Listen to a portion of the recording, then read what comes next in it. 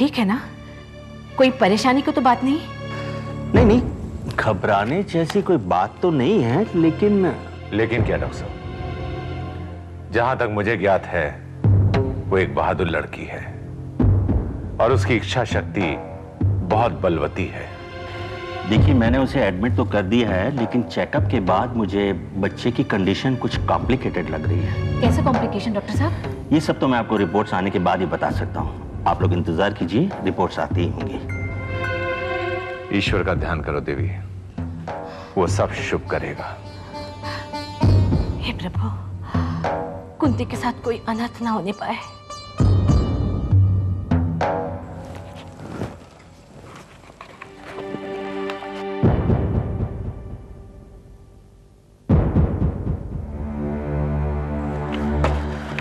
सुनो, नर्स से कहो कि ऑपरेशन की तैयारी करें। ओके?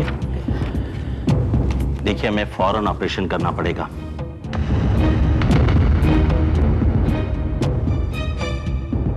बच्चा प्री मैच्योर है और उसकी कंडीशन भी ठीक नहीं है। अगर हमने फौरन ऑपरेशन नहीं किया तो दोनों की जान को खतरा हो सकता है। जैसा आप उचित समझें, शीघ्र करें। ठीक है, तो मैं ऑपरेशन की तैयारी करता हूं। तब तक आप इस फॉर्म पर उस लड़की के पति या उनके पिता के सिग्नेचर करवा लीजिए। डॉक्टर साहब, ये सब करना जरूरी है? जी हाँ, ये एक अथॉरिटी फॉर्म है।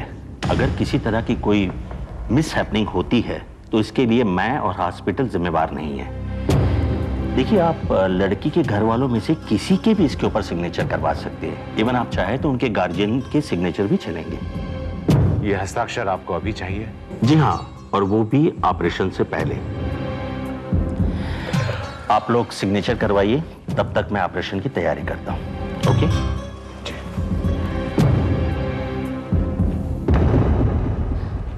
अब क्या करें? कौन करेगा सिग्नेचर? आप दुखी ना हो देवी, कुंती के पिता हैं। आप उनसे बात करके शीघ्र उन्हें यहां बुलाएं। विलंब ना करें देवी, ईश्वर ना करे कोई अनहोनी हो। नहीं, मैं अभी गजेंद्र से बात करती हूँ फोन पर और उसे बुलाती हूँ यहाँ। मैं अभी आई।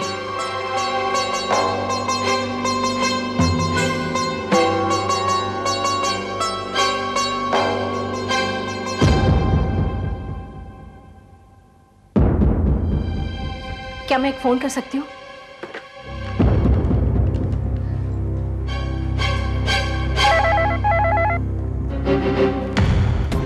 हेलो। हेलो गजेंद्र, मैं सरला बोल रही हूँ।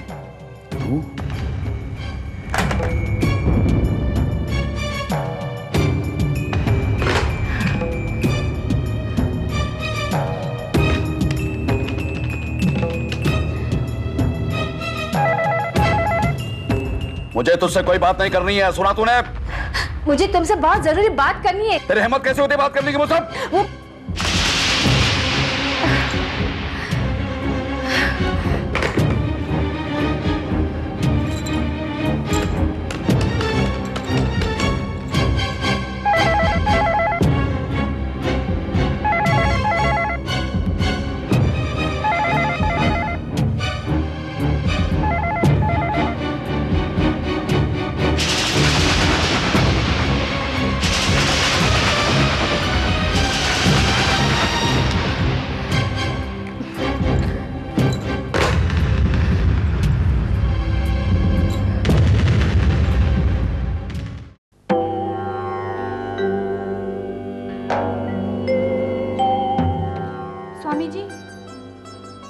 क्या बात है देवी?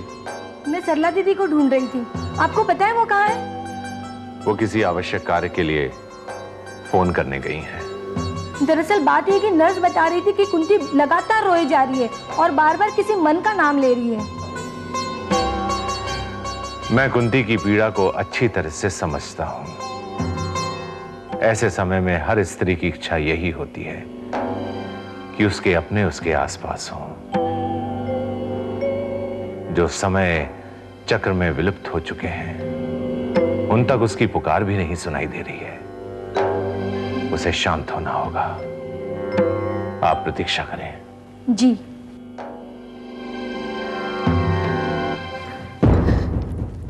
निर्दयी बाप मैंने आज तक नहीं देखा। उसने ये पता लगाने की भी कोशिश नहीं की कि आखिर बात क्या है। क्या हुआ देवी? क्या होना था वही हुआ जिसकी मुझे उम्मीद थी। मेरा नाम सुनते ही उसने फोन पटक दिया। आपने उन्हें बताया नहीं कि ये कुंती के जीवन मरण का प्रश्न है? बताती तो तब जब वो मेरी बात सुनता।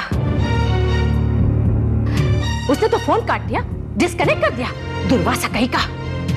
क्रोध ना करें देवी, क्रोध ना करें। इस समस्या से निकलने का उपाय सोचें। क्या सोचे? अगर इस फॉर्म पर दस्तखत नहीं हुए तो डॉक्टर ऑपरेशन नहीं करेगा, और कुंती के बाप के अलावा उसका कोई नहीं है। कौन सिग्नेचर करेगा? ये तो बड़ी जटिल समस्या उत्पन्न हो गई है। यदि विलंब हुआ तो कुंती के साथ बहुत बड़ा अन्याय होगा। मेरे तो कुछ समझ में नहीं आ रहा, कुछ समझ में नहीं आ रहा।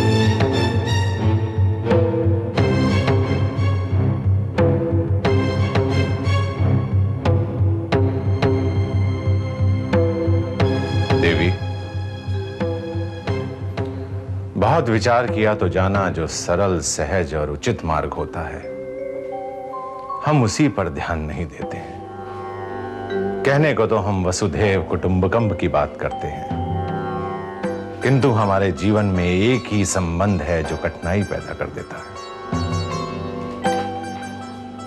आप कहना क्या चाहते हैं? मैं कुछ समझी नहीं। समझाता हूं देवी। जब बच्चा पैदा होता है तो क्या उसे अपनी इच्छा से मां बाप चुनने का अधिकार होता है? स्वामी जी, उस वक्त तो वो अबोध होता है। उसे तो ये भी पता नहीं होता कि कौन क्या है। बढ़ती उम्र के साथ जिन्हें देखता है और जिन्हें बताया जाता है कि यही माँ बाप है, उन्हीं को मानने लगता है। सही कहा देवी आपने। सहजता स्वीकार करने में है। ये संबंध, रिश्ते, नाते हम स्वयं बनाते हैं। यदि कुंती के पिता अपना दायित्व नहीं निभाएंगे तो क्या स्वामी जी? तो कुंती के पिता का दायित्व मैं निभाऊंगा। उस फॉर्म पे हस्ताक्षर मैं करूंगा। आपने तो सारी समस्या ही हल कर दी। ये लीजिए। देवी, प्रश्न कुंती और उसके बेटे के जीवन का है। मैं नहीं चाहता कि एक हस्ताक्षर के कारण उनके जीवन पर किसी प्रकार का कोई संकट आए।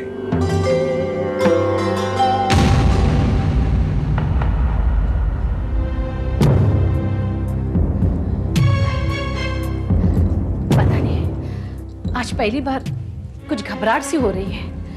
ये कुंती के प्रति आपका मोह है। आश्रम में दूसरी स्त्रियों से अधिक वो आपके स्नेह का पात्र रही है। सब ठीक हो जाए, यह ईश्वर से प्रार्थना है। सब शुभ होगा, आप चिंतित ना हो। ईश्वर की महिमा अपरंपार है। बहुत बहुत बधाई हो, बेटा हुआ है। क्या बेटा? बेटे की मां कुशल है ना डॉक्टर साहब? हाँ, माँ बेटे दोनों ठीक है, एवरीथिंग इज फाइन। हाँ, प्री मैच्योर होने की वजह से बच्चा थोड़ा कमजोर है। डॉक्टर साहब, क्या अभी हम अंदर जाकर देख सकते हैं? नहीं, आपको थोड़ी देर के लिए रुकना पड़ेगा। थोड़ी देर के बाद हम ऑपरेशन थिएटर से वार्ड में शिफ्ट करेंगे, तब जाके आप उनसे मिल सकते हैं। जी। बहुत बहुत धन्यवाद डॉक्टर साहब। Most welcome. बहुत बहुत आपको बधाई हो देवी। आपको भी बेटा।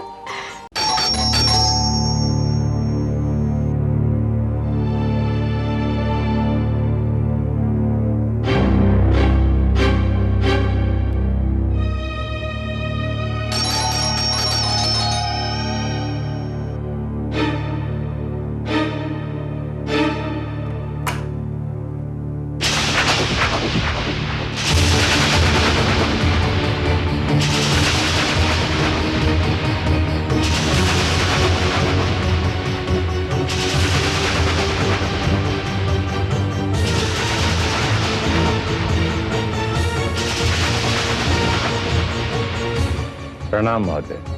स्वामी तुम यहाँ? अरे मेरा घर है, कोई सरला का आश्रम नहीं है जहाँ तुम सुबह सुबह मुंह उठाए चले आए। महोदय, प्रातः काल की बेला में भी आपका चित्त शांत नहीं है। इतना क्रोध किस लिए महोदय? घर आया व्यक्ति तो अतिथि होता है। अच्छा, तो यहाँ तुम अतिथि बनकर अपना स्वागत सत्कार कराने आए हो?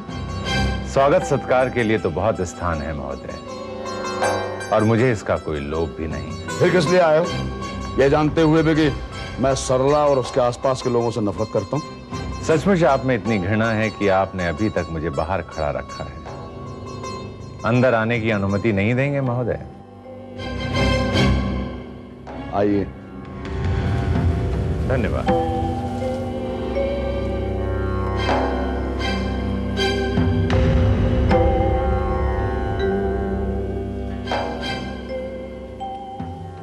हाँ बोलो, क्या बात, क्यों आए हो यहाँ? ईश्वर ने हम प्रत्येक को विशिष्ट उद्देश्य से रचा है। जीवन में अनेक घटनाएं ऐसी होती हैं जहां हमारी भूमिका बदल जाती है। जो दायित्व आपने निभाना था वो मैं निभा रहा हूं। ये अपना प्रवचन अपने पास रखो स्वामी, बाद में कहीं और काम आ जाएगा। मुझे सीधा साधा जवाब दो, तुम्हारे यहाँ आने की वजह क्या है? तुम्हें सरला ने नहीं भेजा है? कल रात भी वो बार बार फोन करके मुझे तंग कर रही थी। मैं स्वयं की इच्छा से आया हूं महोदय। आपके लिए शुभ समाचार लेकर बधाई देने आया हूं। बधाई? किस बात की बधाई? आपकी पुत्री कुंती ने आपके वंश को आगे बढ़ाया है।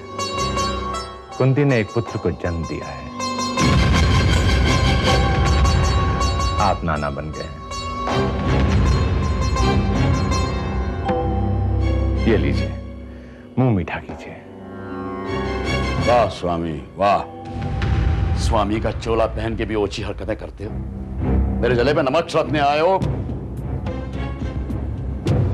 आप अपने साथ साथ मेरा भी अपमान कर रहे हैं। इतना अहंकार, इतना घमंड किस लिए महोदय? किस लिए?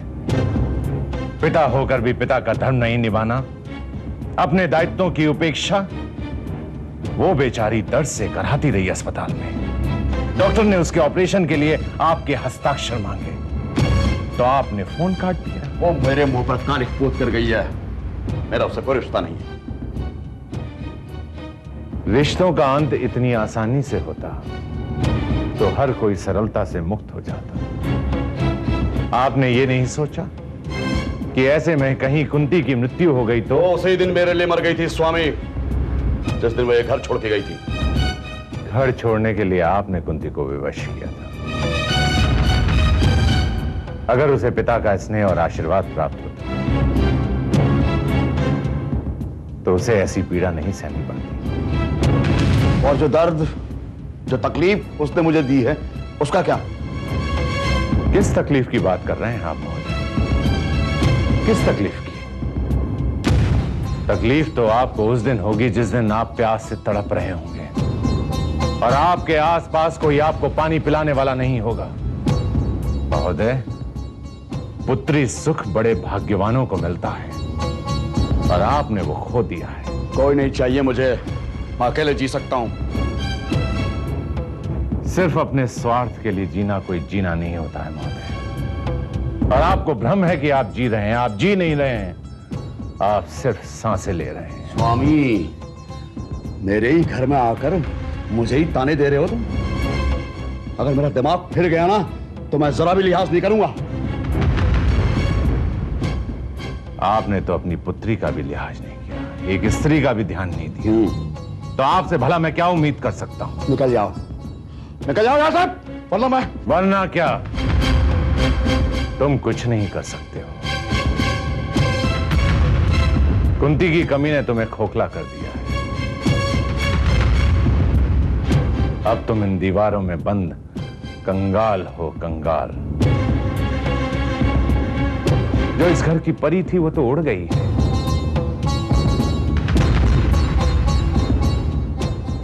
अब जीवन भर तुम प्रायश्चित करोगे, सिर्फ प्रायश्चित।